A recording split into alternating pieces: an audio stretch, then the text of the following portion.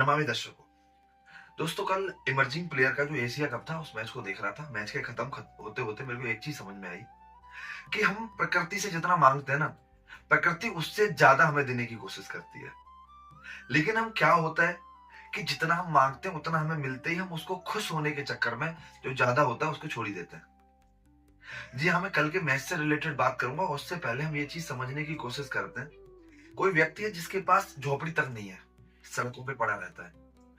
उसके मन में घर से रिलेटेड विचार आएंगे कि उसको बस थोड़ी सी जगह मिल जाए और एक झोपड़ी मिल जाए या एक कमरा मिल जाए, कमरे में बना हुआ कमरे का घर मिल जाए, बस एक कमरे से रिलेटेड उसी में सब वो मैनेज कर लेगा।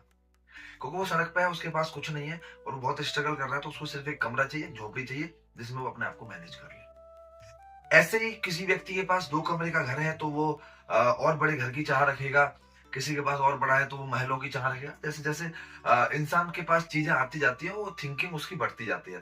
पर जब लोगों के पास चीज़ नहीं रहती है ना, तो थिंकिंग यही रहती है कि छोटी थिंकिंग के बारे में सोचते हैं हम लोग। ये हम लोगों की प्रॉब्लम है या फिर ये प्राकृतिक चीज़ें हैं, ये अभी समझ में नहीं आई, ये समझने की कोशिश करनी पड़ेगी हमें। तो कल के मैच में क्या हुआ कि लास्ट बॉल पे भारत को 4 रन चाहिए थे जीतने के लिए। बांग्लादेश के खिलाफ मैच था। 4 रन में बॉल आती है और बॉल को प्ले करके एक बैटर सिंगल लेता है। सिंगल लेने में वो खिलाड़ी सोचता है कि दैट्स ऑल, मैच हार गई। एक प्लेयर जो जिसने बॉल को खेल नॉन स्ट्राइकर एंड पे था, वो सिंगल लेके स्ट्राइक एंड पे चला जाता है और वो लास्ट बॉल थी तो उसके बाद तो कोई मैटर था नहीं। जिसने बॉल को खेला था उसके अंदर था कि हाँ, हम अगर हमने 2 रन और दौड़ लिए तो ये मैच टाई हो जाएगा, हम एफर्ट डाल सकते हैं।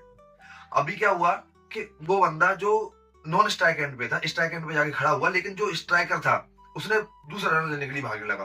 तो जो नॉन स्ट्राइक वाला था, जो स्ट्राइक पे खड़ा, तो वापस से उसने भी दूसरा रन पूरा कर लिया।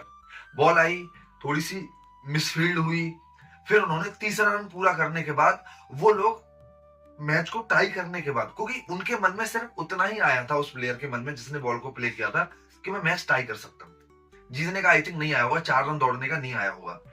पर जब आप मैच को देख रहे थे ना, जिन लोगों ने भी मैच को देखा होगा, उसमें साफ क्लियरली दिख रहा है कि चौथा रन अवेलेबल था।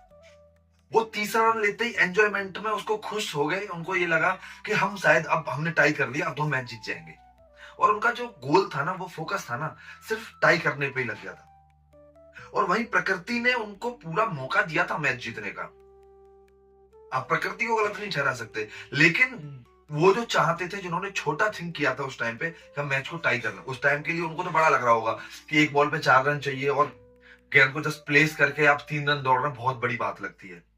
लेकिन इससे भी बड़ा सोचा जा सकता था कि वहां पे चौथे रन के लिए एफर्ट तो वो कर सकते थे। हो सकता है रन आउट हो जाते और हो सकता है कि उसी मैच में 4 रन दौड़ के मैच भी जीत जाते उसी बॉल पे। तो प्रकृति हमें मौके देती है, जितना हम सोचते हैं उतना ही हम लेने के बाद खुश हो जाते हैं। और प्रकृति ने जो और मौके हमें दे रखे होते हैं, उनकी तरफ हम मुड़ के देखने की कोशिश ही नहीं करते। इसकी वजह से इसलिए लोग बोलते हैं कि बड़ा सोचो, थिंक बिग। क्योंकि जितना छोटा आप सोचेंगे, प्रकृति उससे ज्यादा देने की आपको कोशिश करेगी और ज्यादा देने की कोशिश करेगी। लेकिन आप जितना सोच रहे हैं उतना मिलते ही आप हैप्पी हो जाएंगे, उसको एंजॉय करने लग जाएंगे। इसलिए कभी जीत को ज्यादा टाइम तक एंजॉय नहीं करना चाहिए। आचार्य चाणक्य कहते थे, जीत गए ठीक है, वो आपका कर्म था, आप जीत गए। बहुत एंजॉय करो मत करो, डजंट मैटर फॉर दैट। आपको अगली जीत के लिए फोकस करना चाहिए। तो वीडियो अच्छी लगी तो वीडियो को लाइक करना, चैनल को सब्सक्राइब करना, वीडियो को ज्यादा से ज्यादा लोगों के पास शेयर करना। जो लोग छोटी सोच रखते हैं या बड़ा उनके सामने खड़ा होता है और उसको छोड़ के सिर्फ अपनी जो छोटा चाहिए होता है उसको प्राप्त करके और खुश हो जाते हैं और उसी में एंजॉय करने लगते हैं, उनको वीडियो ज्यादा से ज्यादा लोगों के पास शेयर करना। बहुत बहुत धन्यवाद।